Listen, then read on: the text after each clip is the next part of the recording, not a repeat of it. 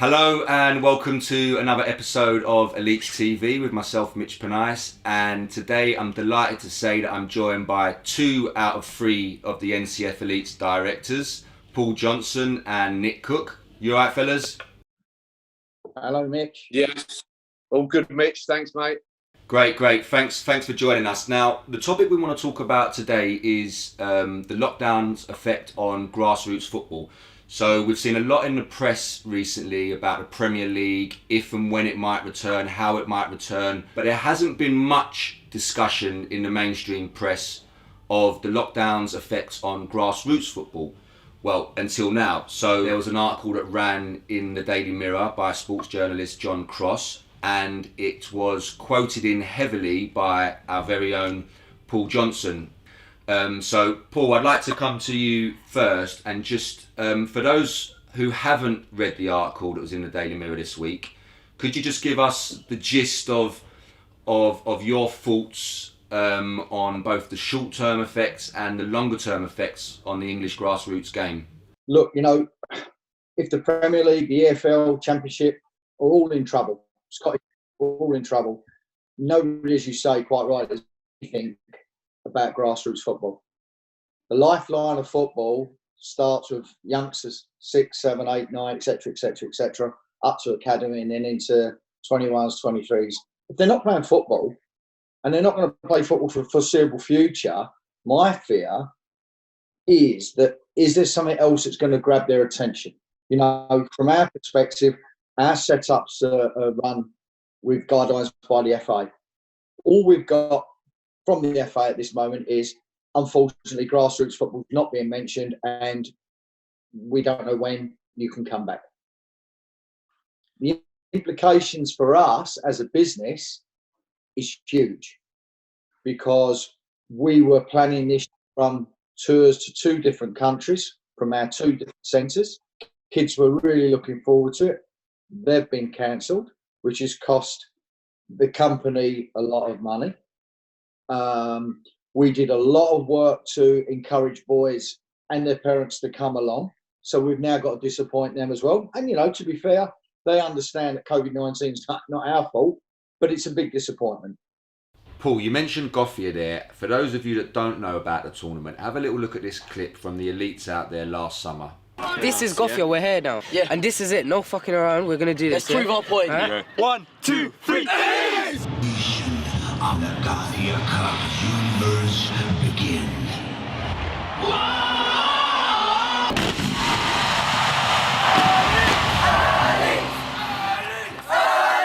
Love every moment of it. And let them know Jack Wilshere's NCF Elites is in town. Right, we up for this? Yeah! Are we ready to raise the roof? Yeah! Ready? 1, 2, 3!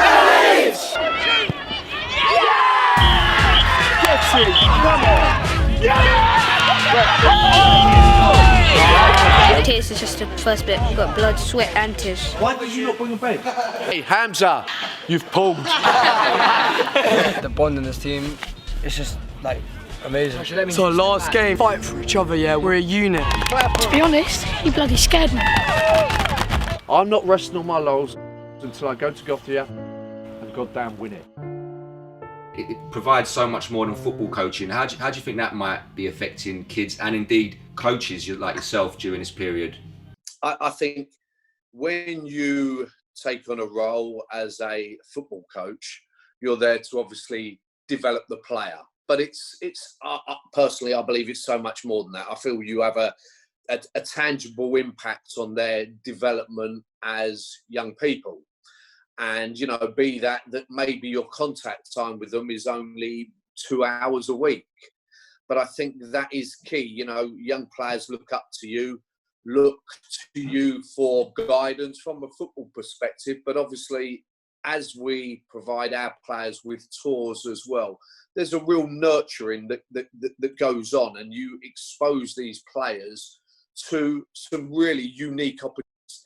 And Goffia, any of these tours, Mitch, as you know, they're unbelievable football tours, but they're life lessons. And I can, put my hand on my heart and say, I haven't seen a player, and I believe now I've taken over 200 players to Gothia, I haven't seen a player that's not been changed by the opportunity to do this. It makes them grow up, and it makes them aspire for to be the very best and to take on new challenges. And all of a sudden, that's been removed.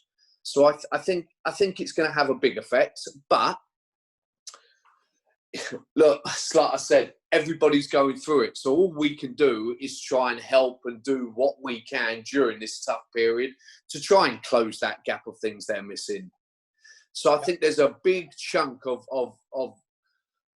learning and development that's being taken away from these young players. No fault of anybody's, of course, but it's a huge chunk of their learning time and their kind of key foundation years to progress. So I think it's going to hit in many different ways. And I think we should be as open as possible. I mean, I don't know if we can have a meeting or we have to do it social distancing in small groups, but I think we should offer, some sort of help to them boys, girls, if they are struggling. I really do.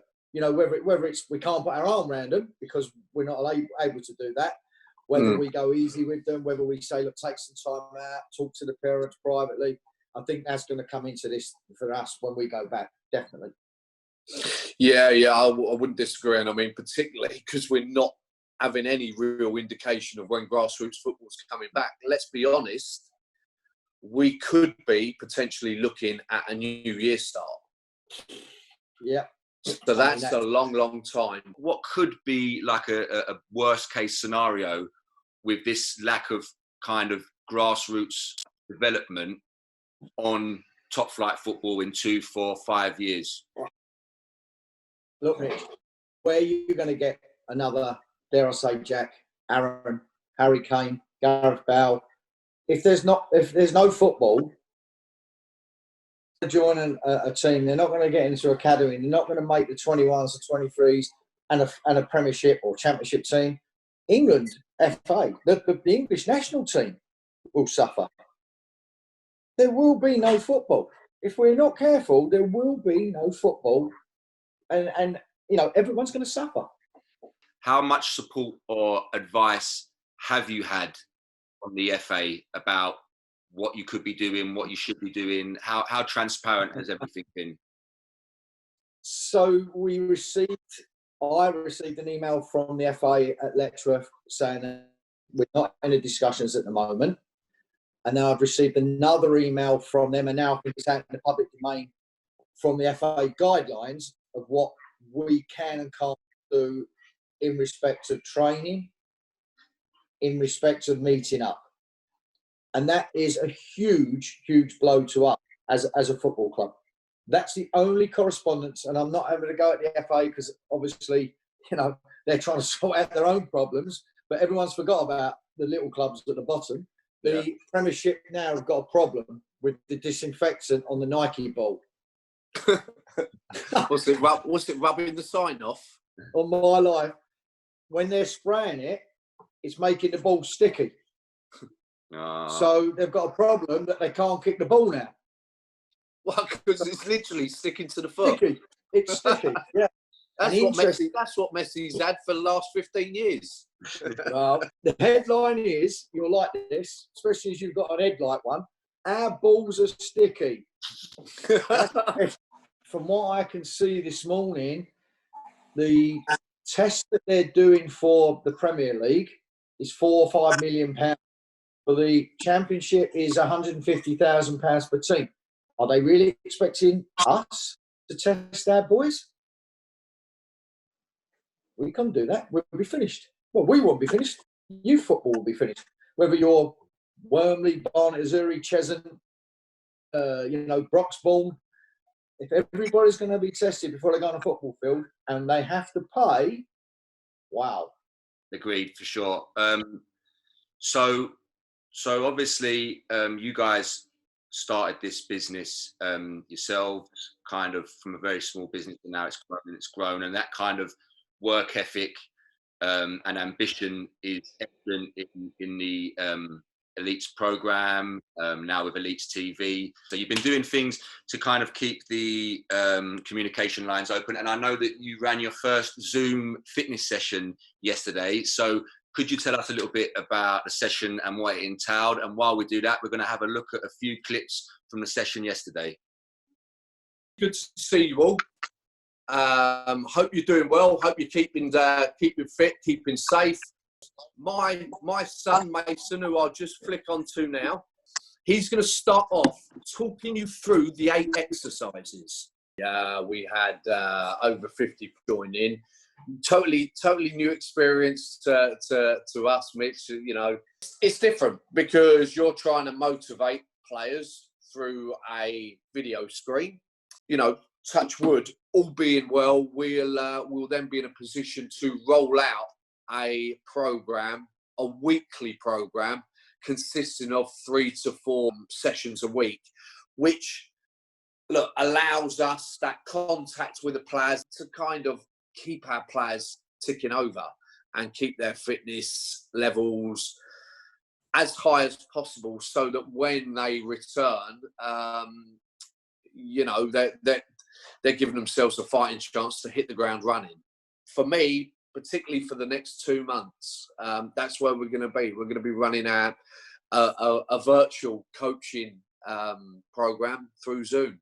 And I think also what we're going to try, Mitch, to add to that, because obviously that's physical, perhaps we'll try and do a Q&A and a quiz, keep the kids involved, keep them motivated as well. They can perhaps we could do an age group versus an age group. I don't know. We need to see how that would work. But, you know, anything to keep the kids engaged and come back to us would be fantastic for us. You've been talking a lot about the players. What about yourselves as because I mean, not only are you guys co-directors of NCF Elites alongside Jack Wilshere, but you are also very hands-on when it comes to the coaching. You're out on the football pitch, you're out on a training pitch 2-3 times a week. How's lockdown affected you two personally with regards to not being able to do that? Jono, do you want to get the ball rolling? Ball rolling being the right word. Jono's used his time to recover from his injury, I think. So he's probably all right. I miss, if you really want the truth, the interaction with the kids, particularly with the goalkeepers, the girls on a Tuesday and the boys on a Friday, walking around, seeing how they're getting on in their small-sided games. You know, giving them encouragement, giving them feedback, trying to help them. It's not been easy. Great. And Nick? I'm doing a lot of bike riding, just to keep myself, my cardio fitness up. And my wife is a yoga teacher, so you know what it's like. You get to this age and you start bending down to pick something up, and the old groans and moans start kicking in. So I thought, you know what, this will be a prime opportunity to test myself in yoga and try and regain a little bit of flexibility. I'm only about a foot away from touching my toes again now, so you know I'm getting there. The only thing is you can't wear leggings, Nick. All right, Jono, you would love it if I wore leggings. Your face would be glued to that screen. You remind me a little bit of Borat. I'm not sure what's going on there. All right, that's great, lads. Is there anything you'd like to say to the Elites players for now and for when you come back? Yeah, I think for me, Mitch, and is a word that I use regularly at sessions and with players is about taking responsibility. I think it's very easy to go at this moment in time, it's not fair, we're not football training, we're not doing this, you know, I'm going to go back up and play another game of FIFA. And I think it's about taking responsibility, and responsibility and dedication is what stands the good players out from the top players. And the top players and the players that go on to stand a chance of breaking into professional football are the players that go that extra mile and don't need their mums, their dads, me, Paul, anybody pushing them, but take responsibility to go, this is where I want to get to, and to get there, I've got to work for it. And I think that would be the key message that I would say to players. Take responsibility. We're here. We're going to be helping you as much as we can, but ultimately it's on your shoulders to do what you need to do to make sure when we're out of this, and we will be out of it, is that you come back in the best physical, mental position you can be in. I mean, you know, it's frustrating. We know it's a situation which I've said we've never experienced before. Just keep going, keep ticking over and getting ready for the day when they get an email or a phone call from us saying, boys, girls, we're back Tuesday, we're back Friday, and you turn up and not be able to do anything. So just keep going and be safe. Look, across the world, across the globe, everybody's going through this hard time, okay? What will happen with the elites is we'll be back. Our players will be back. We'll be back bigger, better and stronger. And I think we would have learned so much about ourselves as individuals, as, you know, directors of elites. Our coaches would have learned a lot about themselves, as will our players. And this is a massive learning curve for everybody. But we'll be back bigger, better and stronger than before lockdown. Great, lovely. Well, I mean, I think that was very interesting for myself, and I'm sure that elites players and anyone kind of interested in grassroots football and how it's working through lockdown, and kind of also as an inspiration to be coming back bigger, better and stronger, as you say, will definitely be interested in this. So, I mean, I'd love to catch up with you guys again closer to the time and see what your plans are, see how you're getting on. But for now, thanks so much for joining us. Yeah, thanks very much, Mitch. And Mitch, just remember the badge, yeah?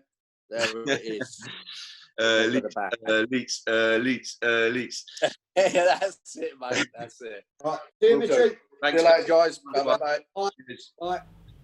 I've got to say, there was some really interesting stuff coming out there from the directors, Paul Johnson and Nick Cook. Keep going. They're aware of the limitations that are in place, and they're aware definitely of the struggles that are going to occur both now and when the grassroots football is allowed to continue. But they both seem really, really positive. Hopefully you kind of got to know a little bit more about the NCF Elites program, ElitesTV, who we are. We've got Q&As coming up. We're going to have some of the players for open table discussion. So yeah, stay safe, stay well, and see you next time.